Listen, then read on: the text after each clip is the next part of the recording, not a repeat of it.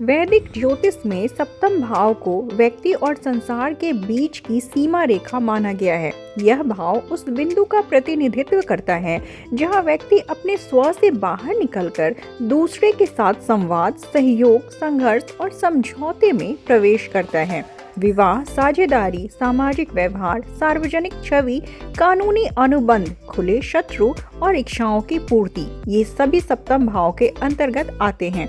जब राहु जैसा छाया ग्रह इस भाव में स्थित होता है, तब यह क्षेत्र सामान्य न रहकर असामान्य, तीव्र, जटिल और गहरे कार्मिक अर्थों से भर जाता है। राहु की मूल प्रकृति विस्तार, लालसा, असंतोष, भ्रम और सीमाओं के उल्लंघन से जुड़ी होती है। यह ग्रह न तो पूर्णतः शुभ है और न ही पूर्णतः अशुभ। यह उस क्षेत्र को तीव्र कर देता है जहां यह स्थित होता है। सप्तम भाव में राहु का होना यह दर्शाता है कि व्यक्ति के जीवन में अन्य के साथ होने वाले अनुभव साधारण नहीं होंगे। यहाँ संबंध, साझेदारी और सार्वजनिक जीवन आकर्षण, महत्वाकांक्षा और असामान्यता के माध्यम से विकसित होते हैं, किंतु इनके पीछे एक गहरा कार्मिक उद्देश्य कार्यरत रहता है। शास्त्रीय दृष्टिकोण से राहु सप्तम भाव में व्यक्ति की चेतना को बाहरी संसार की ओर अत्यधिक मोड़ देता है। ऐसा जातक स्वयं को दूसरों की प्रतिक्रिया, स्वीकृति और मान्यता के माध्यम से परिभाषित करने लगता है।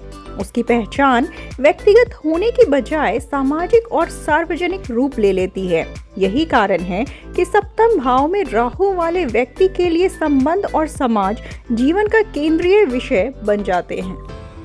विवाह के संदर्भ में सप्तम भाव में राहु तीव्र आकर्षण और असामान्यता का संकेत देता है। व्यक्ति ऐसे जीवन साथी की ओर आकर्षित होता है जो सांस्कृतिक, सामाजिक, मानसिक या वैचारिक रूप से उससे भिन्न हो। यह भिन्नता ही आकर्षण का कारण बनती है। संबंध अक्सर अचानक, तीव्र और तर्क से अधिक इच्छा के आधार पर शुरू होते हैं।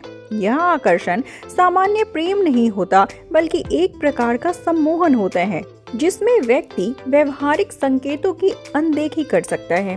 कार्मिक ज्योतिष के अनुसार सप्तम भाव में राहु यह दर्शाता है कि पूर्व जन्मों में संबंधों, इच्छाओं या सामाजिक शक्ति के क्षेत्र में कोई अधूरापन शेष रह गया था। वही अधूरी इच्छा इस जन्म में राहु के माध्यम से तीव्र होकर सामने आती है। जीवन साथी या साझेदार अक्सर उस आत्मा के रूप में आता है जिसके साथ गहरा कार्मिक बंधन होता है।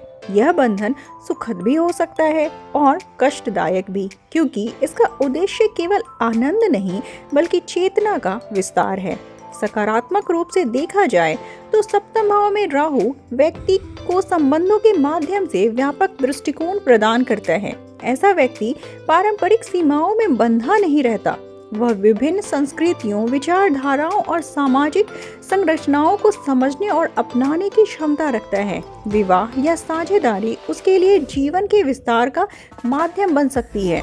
यदि संतुलन बना रहे तो वह आधुनिक, उदार और सामाजिक रूप से प्रभावशाली व्यक्तित्व विकसित कर सकता है। व्यवसायिक और साझेदारी के क्षेत्र में सप्तम भाव में राहु अत्यंत महत्वपूर्ण भूमिका निभाता है। यह स्थिति व्यक्ति को असामान्य, विदेशी, तकनीकी या नए प्रकार के व्यापारिक सहयोगों की ओर आकर्षित करती है।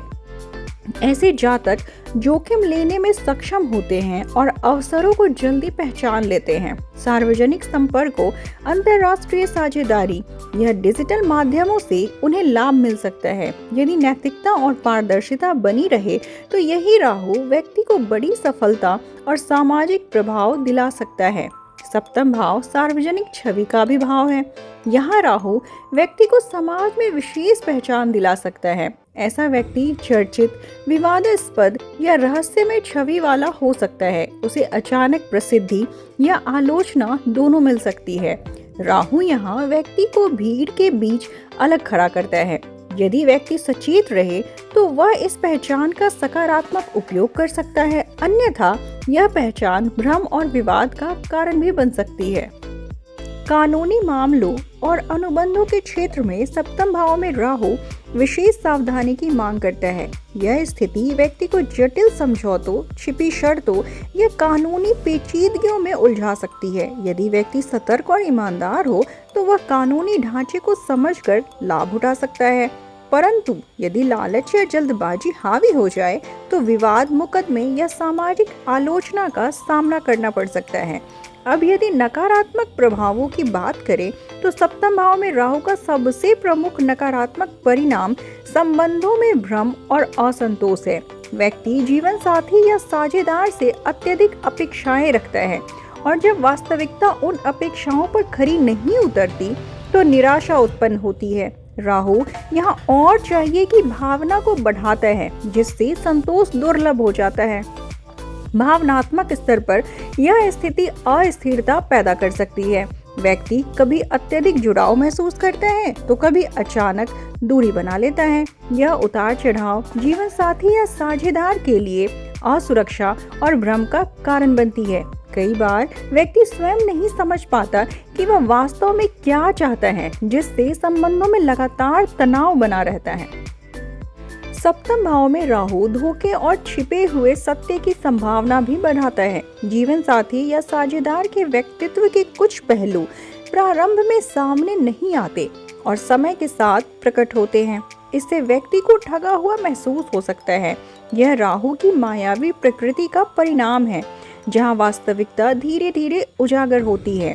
कार्मिक दृष्टि से यह स्थिति यह संकेत देती है कि व्यक्ति को संबंधों के माध्यम से सत्य और भ्रम के अंतर को पहचानना है। जब तक वह अपनी इच्छाओं और लालसाओं पर नियंत्रण नहीं करता, तब तक वह बार बार समान प्रकार के असंतुलित संबंधों में फंसा रहता है। यह पुनरावृत्ति कार्मिक चक्र के रूप में कार्य करती है। सप्तम भाव खुले शत्रुओं का विभाव है।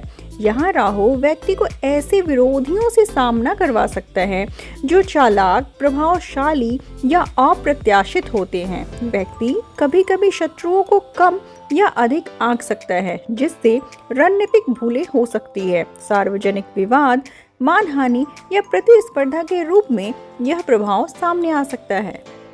सामाजिक और नैतिक स्तर पर सप्तम भाव में राहु व्यक्ति को सीमाओं का परीक्षण करने के लिए प्रेरित करता है। वह सामाजिक नियमों को चुनौती दे सकता है और कभी कभी नैतिक अस्पष्टता में फंस सकता है। यदि विवेक और आत्मसंयम न हो तो यह प्रवृत्ति व्यक्ति को आलोचना और अलगाव की ओर ले जाती है। हालांकि राहु का उद्देश्य केवल भ्रम पैदा करना नहीं है। इसका गहरा कार्मिक उद्देश्य चेतना का विस्तार है। जब व्यक्ति अपने अनुभवों से सीखकर इच्छाओं पर नियंत्रण करना शुरू करता है, तब यही राहु संबंधों के माध्यम से गहन आत्मबोध प्रदान करता है। व्यक्ति यह समझने लगता है कि सच्चा संबंध केवल आकर्षण नहीं, बल्कि उत्तरदायित्व, पारदर्शिता और जागरूक चयन से बनता है। जीवन के उत्तरार्ध में अनुभव और आत्मचिंतन के साथ सप्तम भाव में राहु की उग्रता कम हो सकती है। व्यक्ति अधिक यथार्थवादी और संतुलित दृष्टि विकसित कर सकता है। तब विवाह, साझेदारी और सार्वजनिक जीवन स्थिरता और परिपक्वता की ओर बढ़ सकते हैं। अंततः सप्तम भाव में राहु को केवल शुभ या अशुभ के रूप में वर्गीकृत करना उचित नहीं है। यह ग्रह संबंधों, समाज और सार्वजनिक जीवन को कार्मिक प्रयोगशाला बना देता है, जहां प्रत्येक अनुभव व्यक्ति को भ्रम से सत्य की ओर ले जाने का प्रयास करता है। राहु यहाँ यह सिखाता है कि दूसरे के माध्यम से स्वयं को समझना ही आत्मिक विकास का वास्तविक मार्ग है। जो व्यक्ति इस पाठ को आत्मसात कर लेता है, उसके लिए राहु विघ्न नहीं बल्कि चेतना के विस्तार का साधन बनता है।